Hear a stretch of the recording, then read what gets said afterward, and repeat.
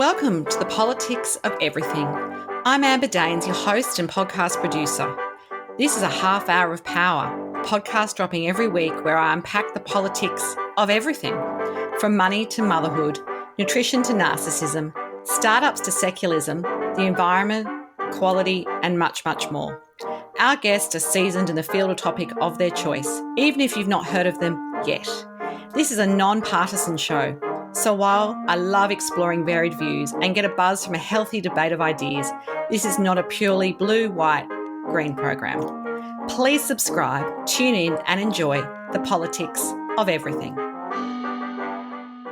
After a 2-year plus break, the politics of everything has returned with gusto. While so much has changed since my last episode aired in late 2018, some things remain the same. My show speaks to talented, passionate and often untapped people who have experiences we can admire, learn from, or relate to. This airspace is a chance to shine a light on my guest stories, dig a little deeper, and hopefully give you a few ideas we can all ruminate on. The show clearly does not promote any one political party, issue, or belief system. In spite of the name, the politics of everything is more about what people consider to be traditional politics and much more.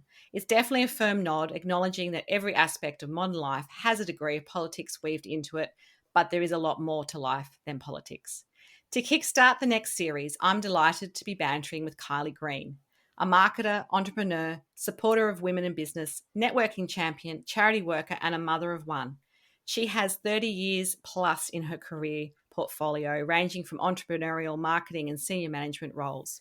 At just 29 years of age, she founded Kaleidoscope Marketing and sold it in 2005 to the Photon Group of Companies, where she held that position of CEO till mid-2010. From that time to 2012, she founded and ran 2 businesses, took some time out to start a family, joined the board of directors for Layne Beachley's Aim for the Stars Foundation, and worked as an industry mentor to several industry business owners in marketing, creative services, and PR.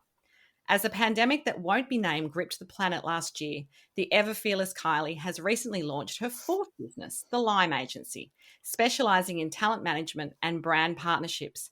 And in the interest of full disclosure, I'm one of their vetted experts working as a media trainer and PR strategist for their clients. Prior to Layne, Kylie was MD of Kimberlin Education for 2 years and spent some time with Women in Focus, Comm, very famous entrepreneurial female leadership group. She's been an MD more times than I've probably had coffees, and she knows everything there is to do about rebranding, marketing, and pivoting. Welcoming Kylie is like welcoming into my podcast home one of the most savvy, accomplished people I know who share similar values to me and a love of the equestrian lifestyle. Kylie's been a sounding board and connected to purpose-filled experiences in my life and a cherished friend for over a decade. Welcome to the podcast, Kylie. Thank you so much, Amber. What a wonderful introduction. I really appreciate that. No, it's very hard to sum you up in such a short period of time, but I am keen to get to the good stuff. Thank you. I am too. So starting back many years ago, growing up, did you always want to work in the glamorous advertising business, or did you dream of something different? Actually, at school, I always dreamt of working in advertising or being a veterinarian. There's a funny story behind both of those. Well, I had a love of horses especially, and a love of animals. And I did work experience during the school holidays at a vet clinic, and my allergies that got the better of me. So I sort of decided I don't think the life of a veterinarian is for someone who suffers from allergies and being allergic to animals. But I still had the vision. And then I also wanted to work in advertising. And I didn't really know a lot about the advertising industry other than watching Melrose Place and thinking it was so glamorous with Heather Locklear working in an ad agency. Had lots of disposable income and seemed to socialise more than they work. They did. But at the time, back in the 80s when I was in high school, my careers advisor didn't really know a lot about the advertising industry. So when it came to doing selections for colleges and things, she was suggesting things like a photographic course or, a creative course. And I really wanted to be on the business side of it, but she didn't really understand. So I applied for vet science. In my trials, I did do very well in my HSC score, but unfortunately my best friend passed away and my HSC results suffered as a result. So here I was after finishing school thinking, do I repeat the year or do I just go out into the business world? And my dad, being one of my mentors, suggested that I start working straight away and studying at night. So I actually started in an accounting firm, which I loathed and hated, but the accounting obviously went in good stead for my business acumen. And I used to flick through the yellow pages every lunchtime looking for advertising agencies and writing to them. So I did end up, after a year of accounting, landing my first job in an agency in Sydney as an assistant accountant. And that's where my career started from there. Fantastic. So that marketing and business world has changed so much in 3 decades. And I almost think the 3 decades before was a little bit more static than it has been perhaps since you started your career to where we are now. Our topic today is politics of collaboration. It is a bit of a buzzword, but why do you think it's so important that people collaborate, particularly in the industry that you're working in? Collaboration is, something that I've always done freely. But back in the early days in my career, it felt very uncomfortable back then because of, closed doors and competition and things like that. And I think everyone was really scared that someone would steal a client or steal an idea or even steal a staff member and so on. So there was a lot of fear around it. So I'd learned a little bit about it in my first couple of agencies, but I saw how not to do it. And then I think when I started my own business at 29, I had to adapt and I had to collaborate because I was on my own and I didn't feel that I had the experience to actually run an agency. But my dad, even though he's from a different industry, was always like, just go out on your own, have a go, have a go. And so he started his first business at 19. And so I was fortunate enough that I had parents that were really supportive and got behind me. So at 29, I had to use freelancers and collaborate with others that I knew and some people that I didn't know to really help me get my business off the ground. Interesting. So, because you have outsourced probably most of your career, you also need to have a hmm handle on what people are doing. Do you feel like you need to constantly upskill each time you have a new business to keep ahead of the pack? Do you feel like your skills and your knowledge, it's important to sort of know more than you just know, even though you're an expert, obviously, in what you do? How do you actually go about making sure you're really on top of your game for each business that you're running or you're starting? Yeah. I look back and think change is really the only constant. And the industry, like you said, has changed so much in the 30 years that I've been in the industry. I mean, funny, when I was thinking about your questions, I was thinking back to my first agency. And back then, the creatives actually were illustrators and we didn't have computers to do the creative. And then we said we were introducing computers and you should have seen the uproar with the creatives going, oh, I'm too old to learn computers. I don't want to change. I don't. And I said, it's the future. You've got to do this. And we trained everybody on this. And it took a long time, but it was more that getting over that fear of something new and something different. And it wasn't going to take away your job. So it was really interesting going through that back then. But I find that I don't know everything, and I love learning. And where the chance, every chance I get, I'll do short courses, or I'll ask somebody to show me something, or young people today teach me how to do this, teach me how to do that. So I love to learn and adapt, but I don't profess that I know everything. And in fact, I'm even doing a course tonight, an online course tonight in social media, just so I can get new skills and learn new things. But I learn from other people, and that's what the big thing about collaboration is, that when I'm collaborating with people, I'm learning, and they're learning something from me. So it's like that two-way street. Absolutely. And I don't think the hierarchy matters just because you've got 30 years and they've got No, 5. I'm always blown away that if I take the time, I can really learn something that perhaps I hadn't even considered before. and that's also my ethos in business. Like when I get a lot of people saying, especially when I've run big agencies, like I deserve that promotion because I've been here the longest. And I go, it's not about entitlement. It's about who is the best person with the right skills. And I've promoted people that have got, 2 or 3 years experience under their belt because they were the better person for that promotion than someone that probably has been there, 5, 10 years. So it has nothing to do with your age, nothing to do with how long you've worked in a place. It's all about your skills and whether those skills match what the person's looking for. Absolutely. Just going a bit more into the tools of, I guess, collaboration and marketing, your expertise, have you had the experience where some digital campaigns arguably work better with just that one agency versus that team of experts from different businesses? Because I suppose it's about time management, efficiencies, resources, and also the relationships in that collaboration. If you've got people inside, Yes. that can be challenging too if you're the head of that project. Is there any examples that come to mind where you think, oh, it's definitely a one agency job versus, I need to find the best sound editor or the best illustrator for this gig?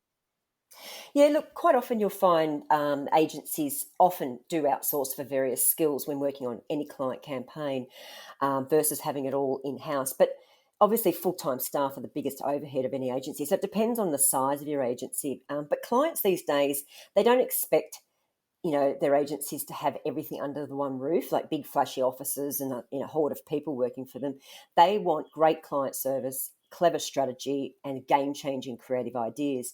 And that can be delivered by a team or one person with a collaborating team around them.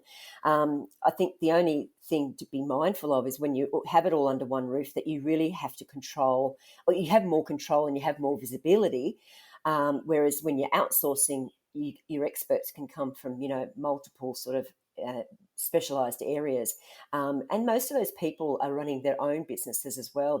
Whether they be a freelance one person on their own or they have a small team, but they do understand deadlines and deliverables. So it can work both ways. It's just whether or not you have the right people on your team. If you've got them all under the one roof, I've had experiences where I've had big teams and we were pitching on a client that we didn't have the experience on. But, people often say, I've had a client say to me once, we sell pet food and do you have any pet food experience? And I said, no, I don't, but I've sold lots of other things in the FMCG space that the consumers buy. They don't just buy pet food. They're buying bread, they're buying orange juice, they're buying, nappies, they're buying whatever, because they're consumers of multiple brands, not just one brand.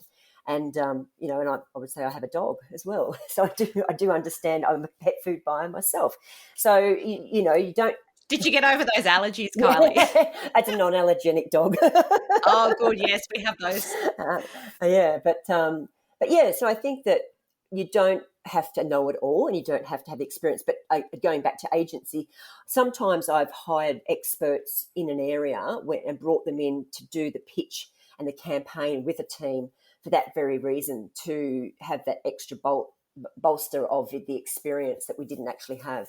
And then once we won that client, we were on our way. That's interesting. Yeah, so it can work both ways.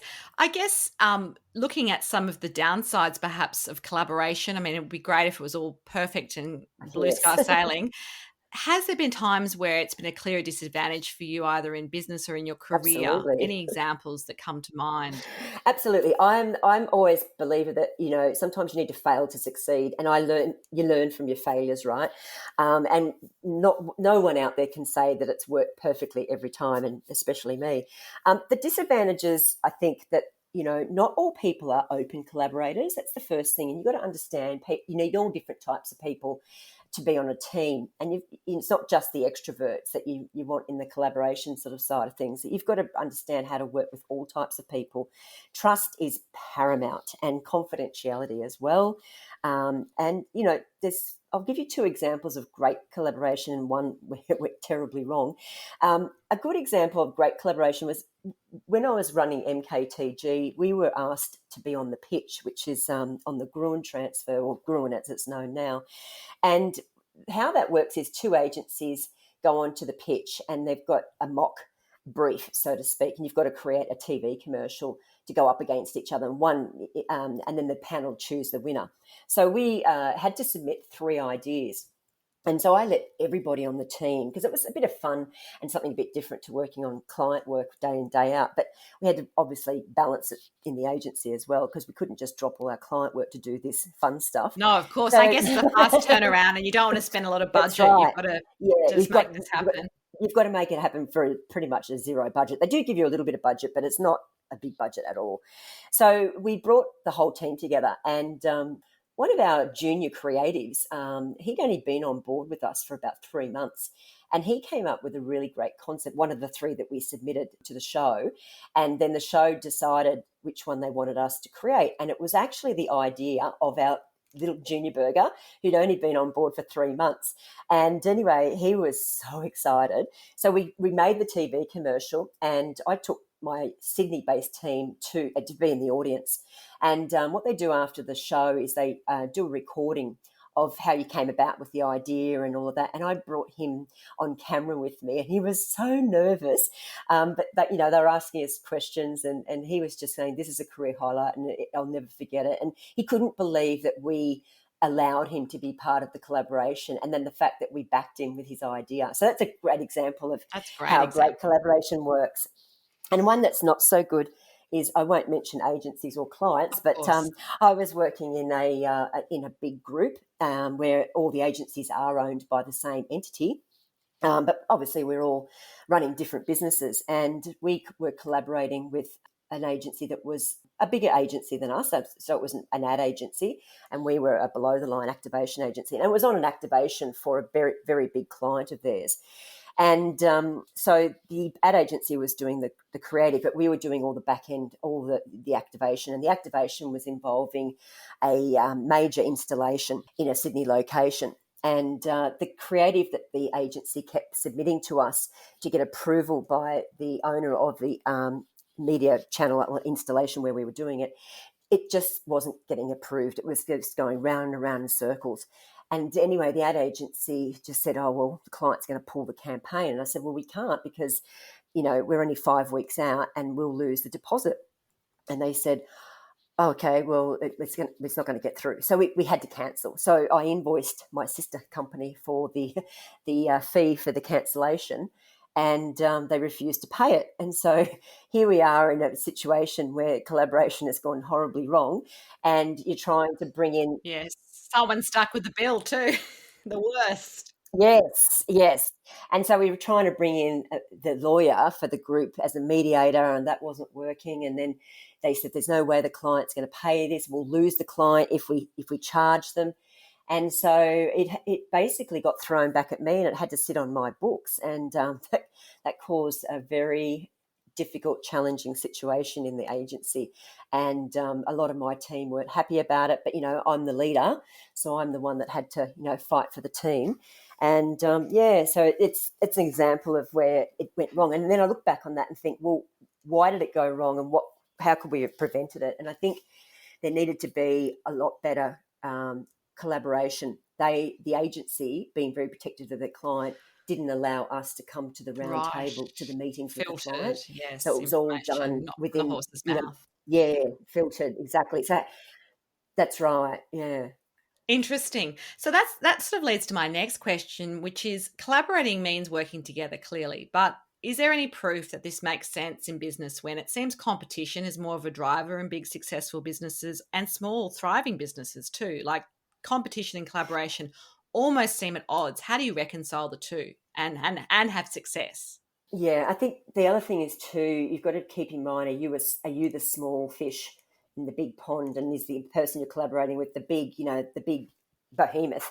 So, big agency versus small agency, or, big agency versus one person. So you've got to really be clear on, when you're doing the collaborating, what's in it for me and what's in it for you, and, who controls what, because it can go really, really horribly wrong. And, you might end up that you've done all this great collaboration, but you don't get paid, or you've done this great collaboration and you weren't acknowledged for it, or somebody else says it was their idea and not your idea. So I think it's just all about that, going back to what I said previously about trust and the confidentiality, and making sure that there are deliverables in writing, and there's a written agreement as well, because I think sometimes lots of things get done verbally, and the promises down the track often get broken. Absolutely. I totally agree with that.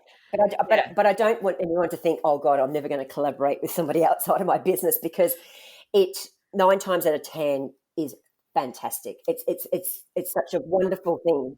Yes. It can work. And we've all had those experiences and they reinforce. I think it's very hard because I think it comes down to your personality too. Like I've got people Absolutely. in my industry who I know I can trust, and we always have confidentiality agreements and all the things that you need just to really make sure that relationship's preserved beyond the project you're working on.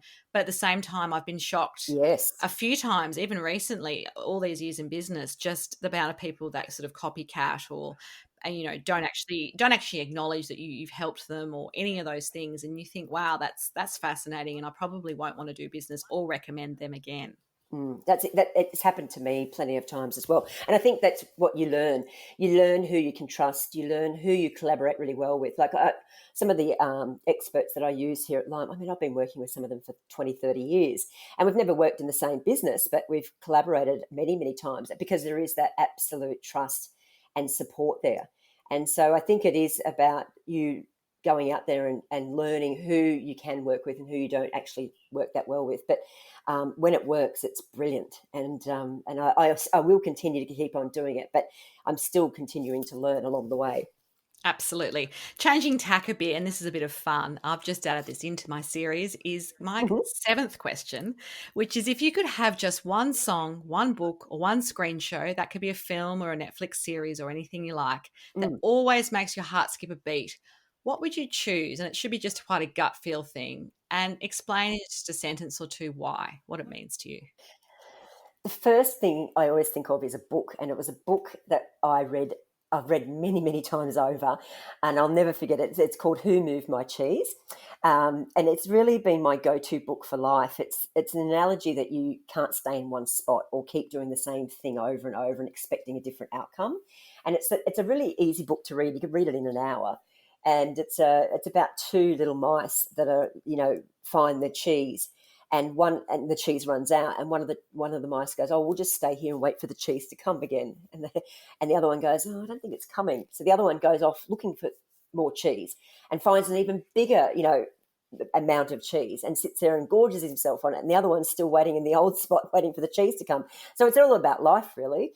It's about some people just stay in the one spot and expect it's going to happen again all over for them. And others, they're continually on that journey looking for something.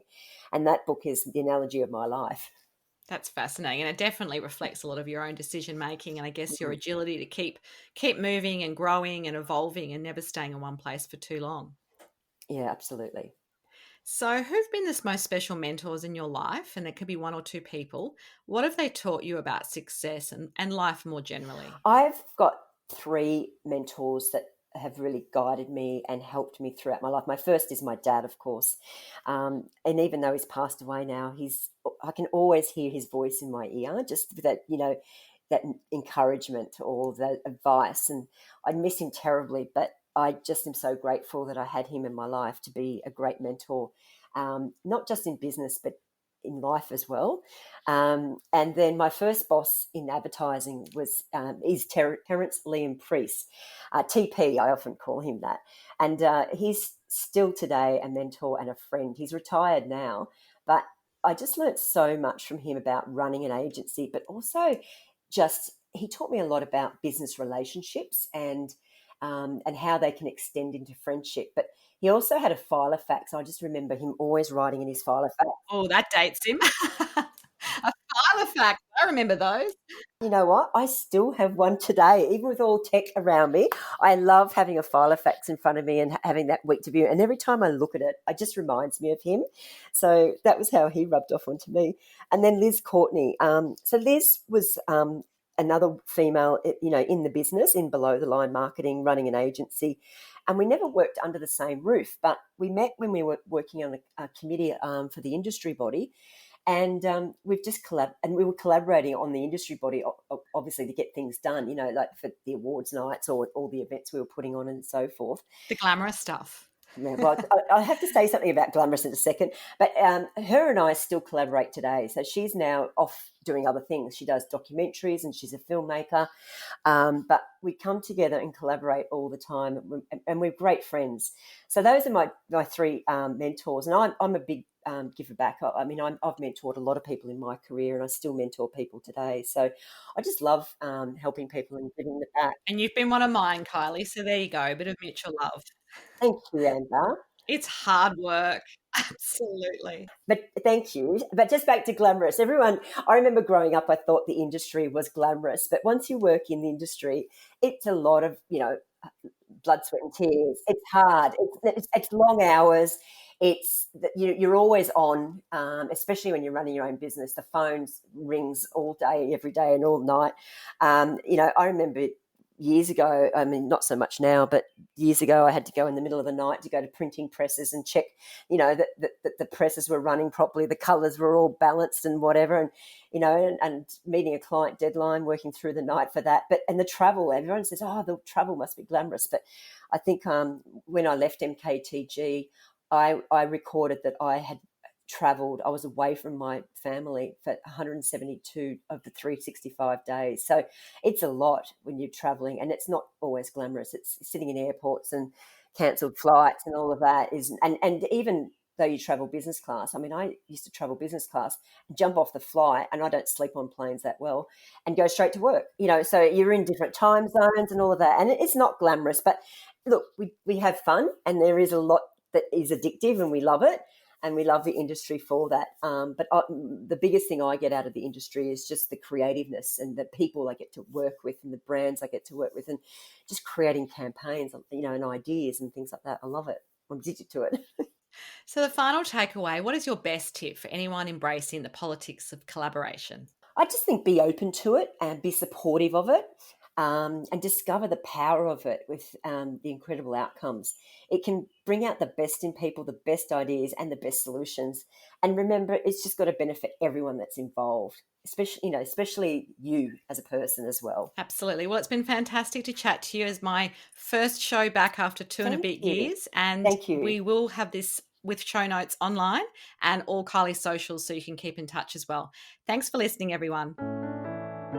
Thanks so much for listening today.